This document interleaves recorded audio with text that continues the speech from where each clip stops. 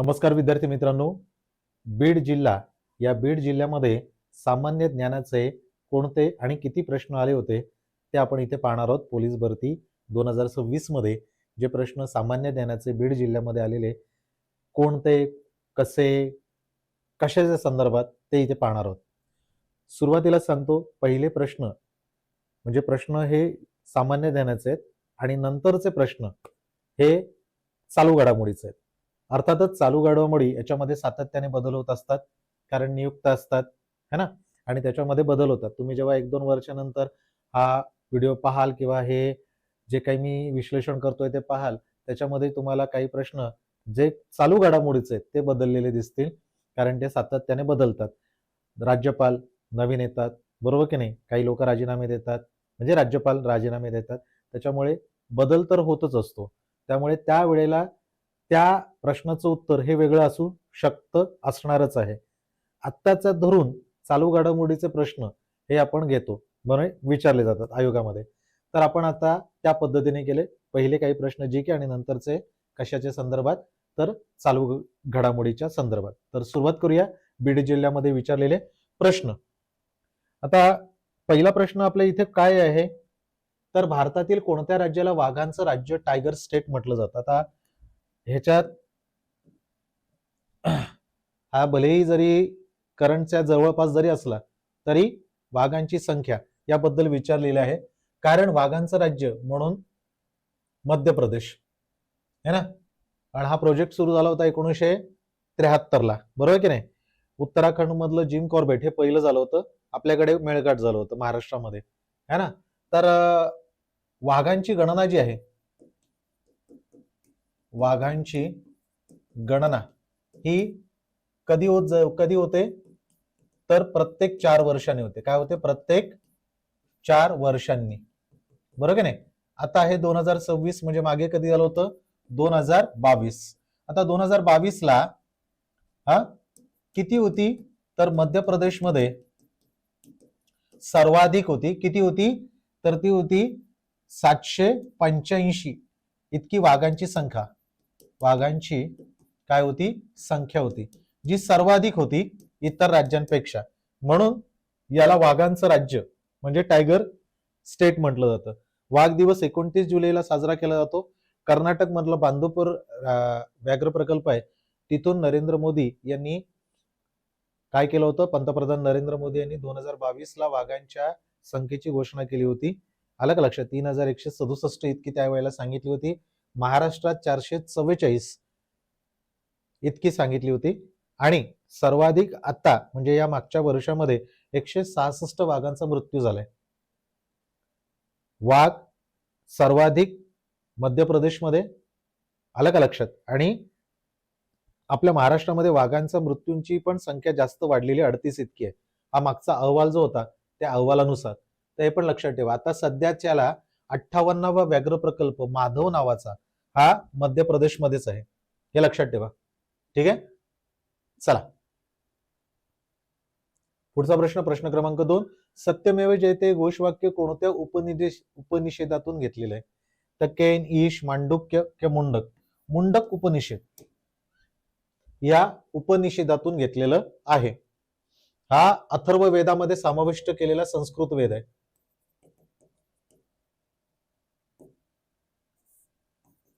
हा जो आहे सत्यमेव जयते, हे कुठे आहे, सारनाथ. सारनाथ इथे अशोक जो स्तंभ आहे, या स्तंभावरती जे आपण भारताचं प्रतीक म्हणून घेतलेलं आहे, हा केंद्र सरकारचं, त्याच्या खाली सत्यमेव जयते हे मुंडक उपनिषद यातनं घेतलेलं आहे. आलं का लक्षात. आता हे काय आहे, हे अथर्व वेद जे आहेत, या अथर्व वेदामध्ये समाविष्ट केलेले आहे. काय आहे बरं, हे मुंडक उपनिषद. सत्यमेव जयते याला प्रसिद्ध कोणी केलं, मदन मोहन मालवीय यांनी, हे लक्षात ठेवा, बरोबर की नाही. अच्छा, याच्याबद्दल एक विचारलं जातं की याच्यामध्ये सिंह, बरोबर की नाही, हत्ती, त्यानंतर बैल असे प्रतीक आहेत, वाघाची प्रतिकृती नाहीये. त्यामुळे हा पण प्रश्न यावेळेला पोलीस भरतीला विचारला होता. कोणता नाहीये. भारतीय अवकाश संशोधन संस्थेचे इस्रोचे मुख्यालय कुठे आहे? कुठे आहे बरं हे? तर बंगळुरूमध्ये आहे. है ना? श्रीहरिकोटा इथून काय होतं, त्यांचं प्रक्षेपक होतं, बरोबर की नाही? बंगळुरू. आणि इस्रोची स्थापना कधी झाली आहे? याची स्थापना झालेली आहे 15 ऑगस्ट 1969 ला. सध्या याचे अध्यक्ष कोण आहेत? व्ही नारायण. कोण आहेत? व्ही नारायण. आलं का लक्षात? हे कितवे आहेत? 11वे. इस्रोचे 11वे अध्यक्ष आहेत. ठीक आहे, हे लक्षात ठेवा. चौथा प्रश्न, नीती आयोगाचे पदसिद्ध अध्यक्ष कोण असतात? नीती आयोगाचे पदसिद्ध अध्यक्ष हे पंतप्रधान असतात. कोण बरं? पंतप्रधान. आलं का लक्षात? आधी काय होतं, याचं नाव प्लॅनिंग कमिशन ऑफ इंडिया होतं, बरोबर की नाही? 1950 ला स्थापन करण्यात आलं होतं प्लॅनिंग कमिशन ऑफ इंडिया. 5 वर्षाचं आपण पंचवार्षिक योजना म्हणतो त्याला, जी आपण रशियाकडनं घेतली जेव्हा जवाहरलाल नेहरू रशियाला गेले आणि त्यांचं आयोजन जे म्हणजे नियोजन जे केलं होतं, ते नियोजन कशा पद्धतीने होतं त्याच धर्तीवर आपल्याकडे नियोजन आयोगाची स्थापना करण्यात आली. पण नंतर 2014 ला हे बरखास्त करून तिथे काय करण्यात आलं? नीती आयोगाची स्थापना करण्यात आली. 1 जानेवारी 2015 ला याची घोषणा करण्यात आली. आलं का लक्षात? याचे अध्यक्ष नेहमी पंतप्रधान असतात. जो कोणी पंतप्रधान पदावर असेल, आता सध्या नरेंद्र मोदी आहेत, तर पंतप्रधान नरेंद्र मोदी हे सध्याचे नीती आयोगाचे अध्यक्ष आहेत. सुमन बेरी हे उपाध्यक्ष आहेत. आणि पहिल्यांदाच असं झालेलं आहे नीती आयोगाच्या इतिहासामध्ये की सीईओ हे निधी छिब्बर म्हणून महिला हे झालेले आहेत. आलं का लक्षात? या पहिल्या महिला आहेत, हे लक्षात ठेवा. म्हणजे सध्याच्याला पहिले याचे उपाध्यक्ष कोण होते? अरविंद पनगडिया. जे अरविंद पनगडिया आता 16व्या वित्त आयोगाचे अध्यक्ष आहेत. हे त्यावेळेला काय होते? पहिले उपाध्यक्ष होते. आलं का लक्षात? आता उपाध्यक्ष सुमन बेरी आहेत आणि BVR सुब्रमण्यम हे सीईओ होते. त्यांच्या जागी निधी छिब्बर आलेत महिला, हे लक्षात ठेवा. याचं कधी आहे? 1 जानेवारी 2015 है ना, नीती आयोगाची स्थापना. 5वा प्रश्न, राज्यसभेचे पदसिद्ध सभापती कोण असतात? आता काय विचारलंय? राज्यसभेचे पदसिद्ध सभापती यापैकी राष्ट्रपती असतो का? नाही. पंतप्रधान असतो का? नाही. सर्वोच्च न्यायालयाचे मुख्य न्यायाधीश असतात का? नाही. तर उपराष्ट्रपती. सध्या उपराष्ट्रपती कोण आहेत?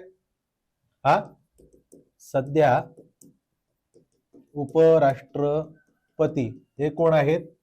CP राधाकृष्णन, बरोबर की नाही? हे आपले महाराष्ट्राचे काय होते? राज्यपाल होते. आता काय झालेत? उपराष्ट्रपती कितवे? तर 15वे. सप्टेंबर 2025 पासून. सप्टेंबर 2025 पासून, बरोबर की नाही? आता उपराष्ट्रपती हा जो शपथ घेतो की नाही, याला शपथ कोण देतो? राष्ट्रपती, बरोबर की नाही? आता ही जी शपथ आहे, ही शपथ तो राज्यसभेचा अध्यक्ष म्हणून घेतो. याच्या शपथेचा कलम कोणता आहे? कलम 69, बरोबर आहे? कलम 69 अंतर्गत. आणि त्याचं कार्य जे आहे, राज्यसभेचा पदसिद्ध सभापती म्हणून कार्य उपराष्ट्रपतीचं कशाचे आहे?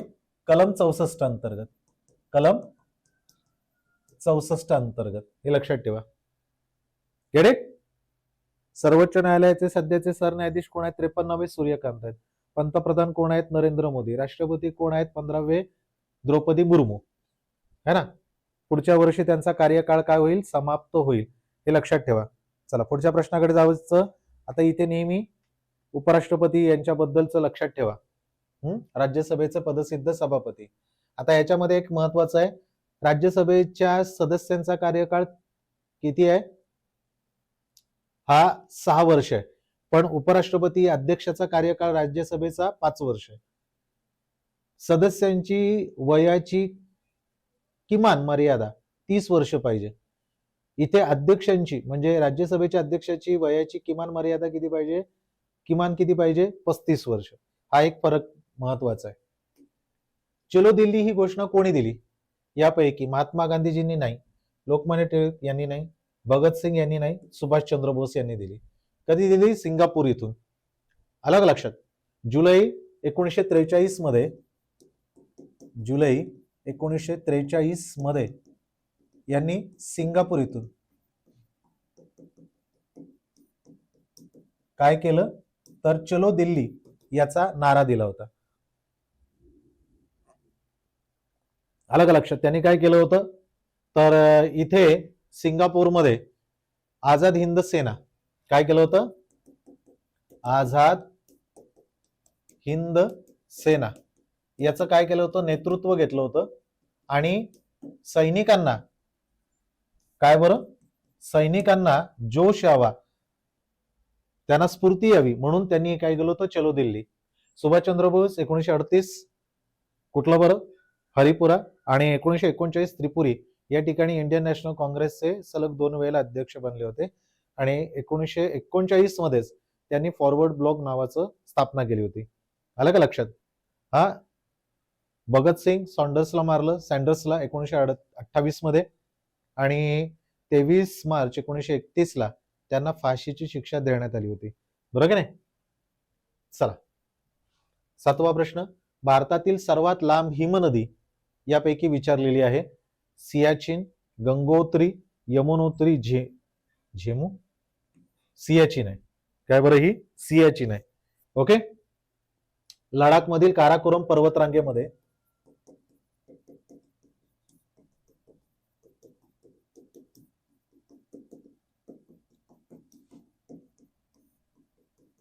पर्वत रांगेत काय बरं हिचा उगम आहे. आलं का लक्षात.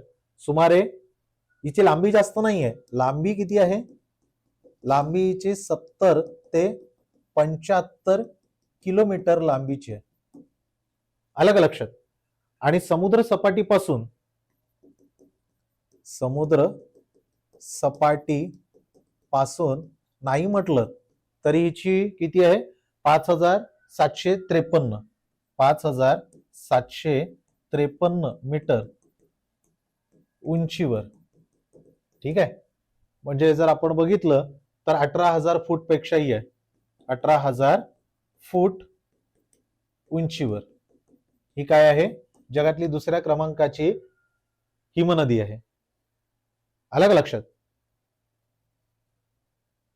चला, 8वा प्रश्न. भारतीय संविधानातील कलम 370 कशाशी संदर्भात होतो बरोबर की नाही, जम्मू आणि काश्मीर. काय बरं, जम्मू आणि काश्मीर. कधी काढण्यात आलं हे कलम जे आहे हे आता रद्द करण्यात आले आहे. हे रद्द कधी केलंय, 2019 ला काय करण्यात आलं, रद्द करण्यात आलं. आणि आता जम्मू काश्मीर हे काय आहे, केंद्रशासित प्रदेश आहे. बरोबर की नाही. हे लक्षात ठेवा. जम्मू काश्मीरला विशेष काय होता, राज्याचा दर्जा. इथे काय होतं, जम्मू आणि काश्मीरला विशेष राज्याचा असा दर्जा होता. त्यांची स्वतंत्र अशी घटना होती. आलं का लक्षात. आता हे समाविष्ट कधी करण्यात आलं होतं, 370 17 ऑक्टोबर 17 ऑक्टोबर कधी करण्यात आलं होतं, 1949 ला. 1949 ला हे जे कलम आहे की नाही, कलम 370 हे अंतर्भूत करण्यात आलं. आणि याचबरोबर रद्द कोणतं करण्यात आलं होतं, आणखीन रद्द मध्ये 35A, कलम 35A जो आहे हा पण रद्द करण्यात आलेला आहे जम्मू काश्मीर मधला. उमर अब्दुल्ला सध्या तिकडचे काय आहेत, मुख्यमंत्री आहेत. बरोबर की नाही. महाराष्ट्राचा राज्य प्राणी कोणता, एकदम सोपा प्रश्न विचारलाय. वाघ आहे का, बिबट्या आहे का, काळवीट आहे का, शेकरू. ही काय आहे, भुरकी खार आहे मोठी है ना. ही कुठे आहे, भीमाशंकर या ठिकाणी आपल्याला जास्त आढळून येते. बरोबर की नाही. महाराष्ट्राचा राज्य प्राणी कोणता आहे बरं, तर शेकरू. भीमाशंकर या अभयारण्यामध्ये जास्त प्रमाणात आपल्याला आढळून येतो. पुढचा प्रश्न आहे, महाराष्ट्रातील विधानसभेची सदस्य संख्या किती आहे. 78 काय ही आपली विधान परिषदेची, बरोबर की नाही, 288, बरोबर की नाही, 543 ही लोकसभेची है ना, आणि ही कुठली आहे, राज्यसभा. ठीक आहे. बघा आपल्याकडे पहिले विधानसभेचे कोण होते रे, सयाजी सीलम होते. आपल्या महाराष्ट्रातल्या विधानसभेची स्थापना जशी 1960 ला झाली त्यावेळेला कोण होते, सयाजी सीलम. आता कोण आहेत बरं, आता सध्याच्याला राहुल नार्वेकर आहेत. आपली कितवी आहे विधानसभा, आता नुकतीच 2024 ला काय झाली, महाराष्ट्राची विधानसभेची निवडणूक झाली, ती कितवी होती, ही आता चालू आहे ती 15वी. आलं का लक्षात. विधान परिषदेचे कोण आहेत अध्यक्ष, राम शिंदे आहेत है ना, आणि निलिमा गोरे हे उपाध्यक्ष आहेत. आपल्या विधानसभेचे कोण आहेत, राहुल नार्वेकर आणि अण्णा बनसोड हे काय आहेत, उपसभापती आहेत. त्यानंतर लोकसभेचे कोण आहेत, तर ओम बिर्ला आहेत, बरोबर की नाही. राज्यसभेचे कोण आहेत, सीपी राधाकृष्णन आहेत, है ना. चला 11वा प्रश्न, भारतातील सर्वात मोठं राज्य क्षेत्रफळानुसार आपल्याला विचारतायत. क्षेत्रफळानुसार कोणतं राज्य हे सर्वात मोठं आहे, सर्वात मोठं असणार राजस्थान आहे, बरोबर की नाही. याचं किती आहे बरं, 3,42,000 किती बरं, हा प्रथम क्रमांकावर आहे ना, प्रथम कोणता आहे, राजस्थान, जे क्षेत्रफळाने 3,42,239 चौरस किलोमीटर,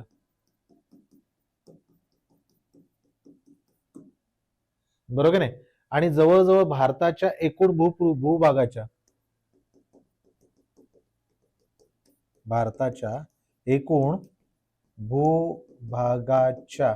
किती टक्के, तर साधारण 10% इतकं काय आहे राजस्थानचं क्षेत्रफळ आहे.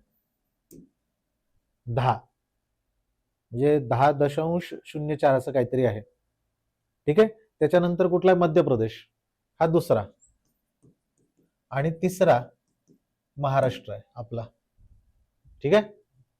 क्षेत्रफळानुसार विचारलं तर राजस्थान हे प्रथम क्रमांकावर येतं. 12वा प्रश्न, महाराष्ट्रात कुंभमेळा कुठे भरतो. आता महाराष्ट्रात बघा इथे तिन्ही ठिकाणी, प्रयागराज, हरिद्वार, उज्जैन आणि आपल्याकडे नाशिक, त्र्यंबकेश्वर, काय बरं,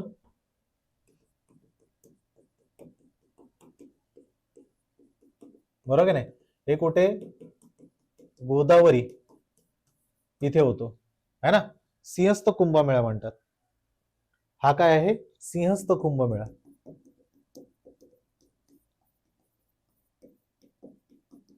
सिंहस्थ कुंभमेळा म्हणजे याच्यात काय आहे, गुरु सूर्य, आलं का लक्षात. जेव्हा गुरु, इथे मी लिहून देतो, जेव्हा गुरु हा काय होतो, गुरु आणि सूर्य सिंह राशीत प्रवेश करतो, त्यावेळेला काय होतं, तर हा सिंहस्थ कुंभमेळा नाशिक मध्ये होतो. ठीक आहे. हरिद्वार, आता प्रयागराजला जो झाला हा कुठला होता सांगा, हा महाकुंभमेळा ना, 144 वर्षांनी झाला, 144 वर्षांनी. बाकी हा किती होतो, 12 वर्षाने. अर्ध कुंभमेळा 6 वर्षाने, 12 वर्ष आणि 144 वर्ष. ठीक आहे. बाकी इथे पण होतो, इथे क्षिप्रा नदी काठी ना, उज्जैन, हे गंगा. चला 13वा प्रश्न, महाराष्ट्रातील सर्वात मोठं धरण.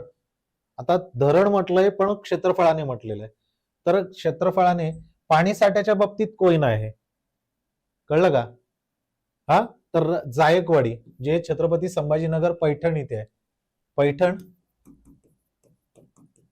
छत्रपती संभाजी नगर इथे असलेलं जे जायकवाडी, ज्याला आपण काय म्हणतो, ज्या पाण्यासाठ्याला पाण साठा जो आहे याला काय म्हणतो, नाथसागर, बरोबर की नाही. याला आपण शिवसागर म्हणतो ना. हे कुठे आहे? गोदावरी, गोदावरी नदीवर आहे ना. आणि जवळपास नाही म्हटलं तर याचं किती आहे? हा 350 वर्ग किलोमीटर. किती बरं? 350 वर्ग किमी इतकं काय त्याचं क्षेत्रफळ आहे. कोणाचं? हा जायकवाडीचं. ठीक आहे, हे लक्षात ठेवा. जर पाण साठ्याबद्दल विचारलं तर कोयनाचं येणार, पाण्याच्या साठ्याच्या क्षमतेनुसार. आता एक क्षेत्रफळाने विचारलेलं आहे. महाराष्ट्रातील कोणत्या समाज सुधारकाला लोकहितवादी म्हटलं गेले? गोपाळ हरी देशमुख है ना. ज्योतिबा फुले यांनी काय केलंय?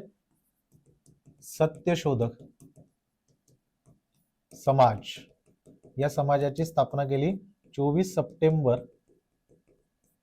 1873 है ना. धोंडोकेशव कर्वे SNDT, बरोबर की नाही? ही कधी? 1916.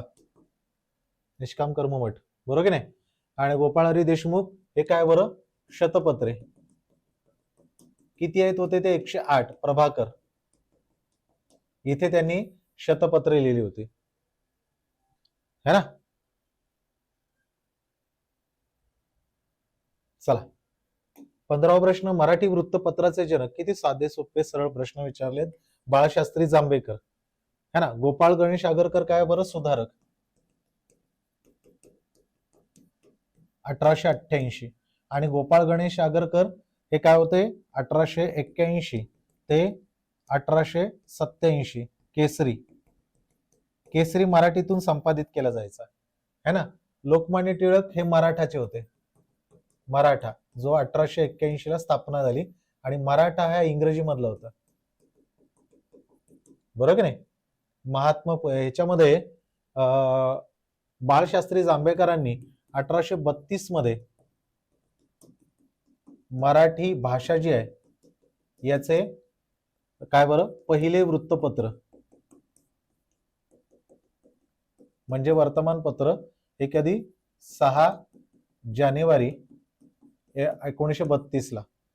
आणि मग 1840 ला दिग्दर्शन. ठीक आहे, हे लक्षात ठेवा. मराठी वृत्तपत्राचे जनक बाळशास्त्री जांभेकर. भारतीय संविधान सभेचे कॉन्स्टिट्यूशन असेंब्ली पहिली अध्यक्ष कोण होते? म्हणजे ज्या वेळेला ही स्थापन करण्यात आली. आता कॅबिनेट मिशनचा प्रभाव होता, ज्या त्याला आपण त्रिमंत्री योजना म्हणतो. पॅथिक लॉरेन्स, स्टॅफर्ड क्रिप्स आणि PC अलेक्झांडर, बरोबर की नाही. तर या तिघांना आपण काय बोलतो? कॅबिनेट मिशन, जे 1946 त्यावर संविधान सभा स्थापन करण्यात आली. आणि पहिले अध्यक्ष हे सच्चिदानंद सिन्हा. याची पहिली सभा कधी झाली होती? पहिली सभा ही 9 डिसेंबर 1946 ला. दुसरी 11 डिसेंबर 1946 ला. आणि इथे डॉक्टर राजेंद्र प्रसाद यांची निवड करण्यात आली दुसऱ्या सभेमध्ये, जे कायमस्वरूपी होते है ना. सरनामा कोणी सादर केला? जवाहरलाल नेहरू. मसुदा समितीचे अध्यक्ष कोण होते? हे मसुदा, ज्याला इंग्लिशमध्ये ड्राफ्टिंग म्हणतात. राजेंद्र प्रसाद झेंडा समिती, सुकाणू समिती, त्याच्यानंतर घटना समितीचे अध्यक्ष है ना. चला, महाराष्ट्राचं मँचेस्टर असे कोणत्या शहराला म्हणतात? कोणाला म्हणतात? इचलकरंजी है ना. इचलकरंजी कुठे आलं बरं? कोल्हापूर. आणि इचलकरंजी ही 28वी महाराष्ट्राची महानगर पालिका. अलग लक्षात, महानगरपालिका हे लक्षात ठेवा. इचलकरंजी. आता याच्यामध्ये जर भारताची विचारली तर अहमदाबाद होते, हे लक्षात घ्या.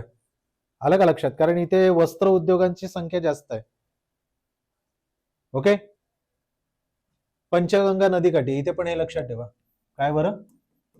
पंचगंगा नदी काठी काय बरं? ही इचलकरंजी.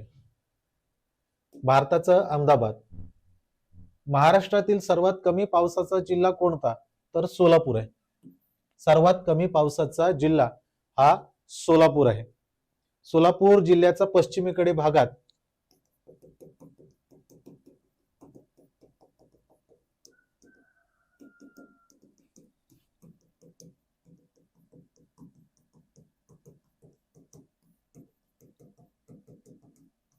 काय बरं,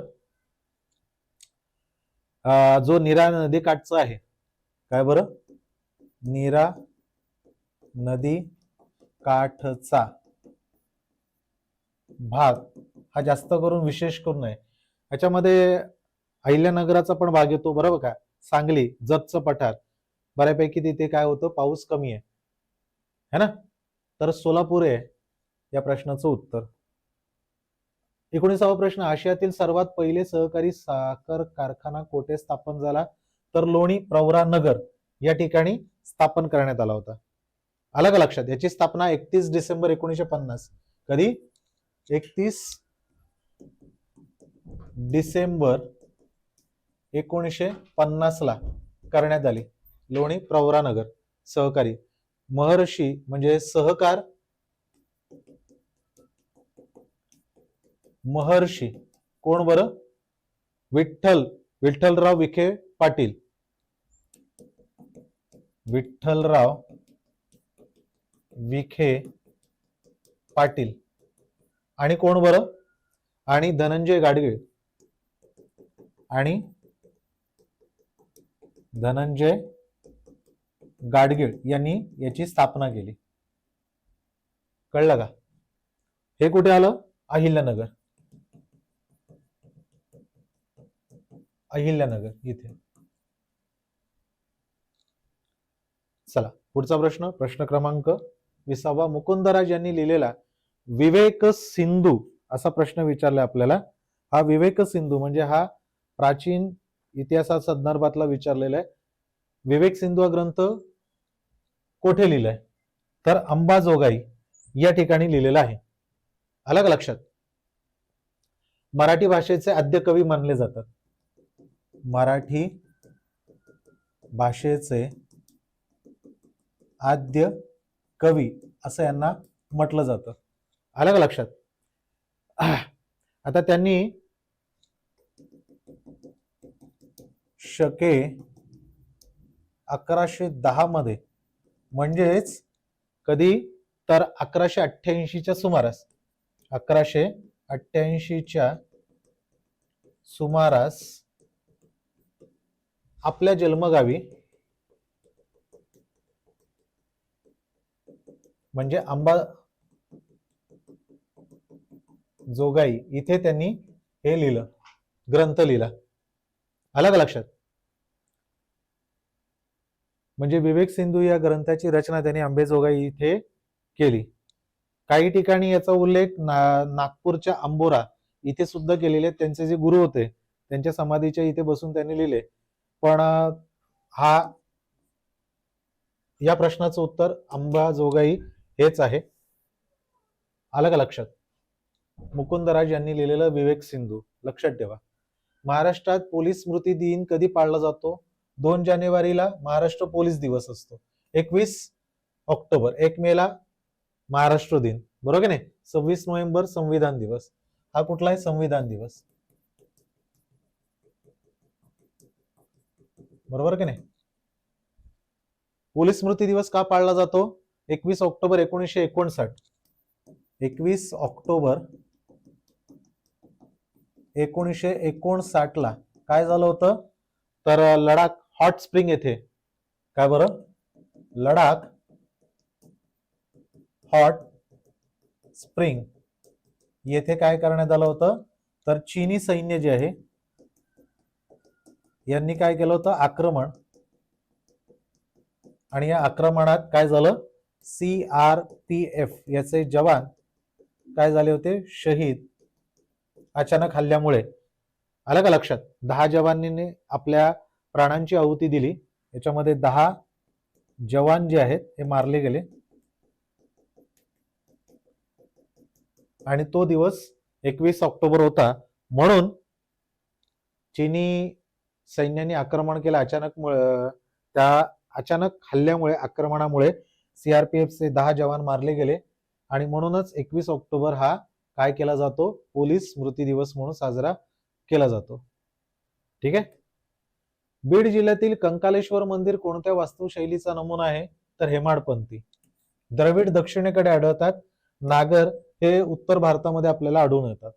तर बीड जिल्ह्यातील कंकालेश्वर मंदिर 11व्या ते 14व्या शतकात 11 ते 14व्या शतकात बांधलं गेलेलं आहे.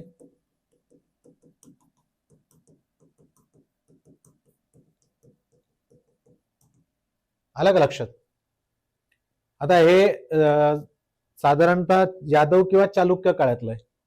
यादव किंवा चालुक्य काळातील ठोस असा काही पुरावा नाहीये, कारण याच्यामध्ये शिलालेख आपल्याला आढळून येत नाहीत असं म्हणतात. आलं का लक्षात? आता याच्यात चुन्याचा वापर न करता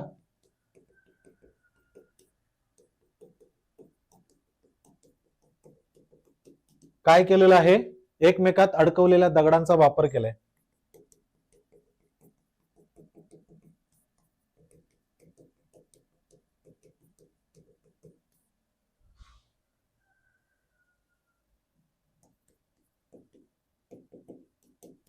ज्याला आपण इंटरलॉकिंग म्हणतो.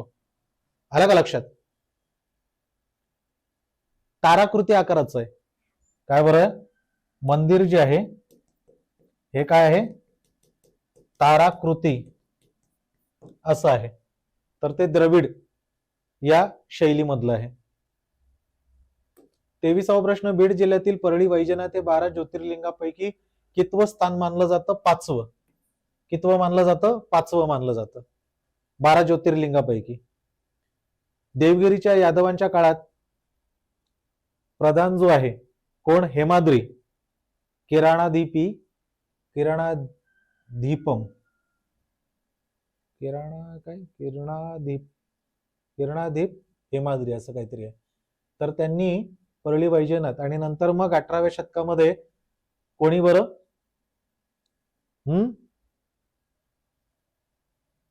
अहिल्याबाई होळकर आहे ना, त्यांनी याचं काय केलं, दुरुस्तीकरण केली. चला, 24वा महाराष्ट्र दिन कधी साजरा केला जातो, तर महाराष्ट्र दिन हा 1 मे ला साजरा केला जातो.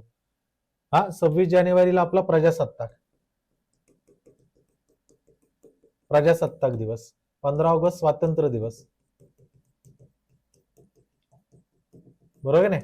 आणि 14 एप्रिल 1881 ला आपल्या महामानव डॉक्टर बाबासाहेब आंबेडकर, भारतरत्न डॉक्टर बाबासाहेब आंबेडकर यांचा जन्म झाला, बरोबर नाही. आता या वेळेला प्रजासत्ताक दिवस जो झाला त्या दिवसाचे प्रमुख पाहुणे कोण होते, उर्सुला वॉन डेर. हा प्रश्न विचारला गेलाय. Antonio Costa. Ursula von der हे जर्मनीच्या, कोस्टा हे पोर्तुगालचे माजी पंतप्रधान है ना. तर असे 24 एक प्रश्न आपल्याला विचारले गेले याच्यामध्ये. आलं का लक्षात? 24 प्रश्न हे यामध्ये विचारले गेलेले आहेत.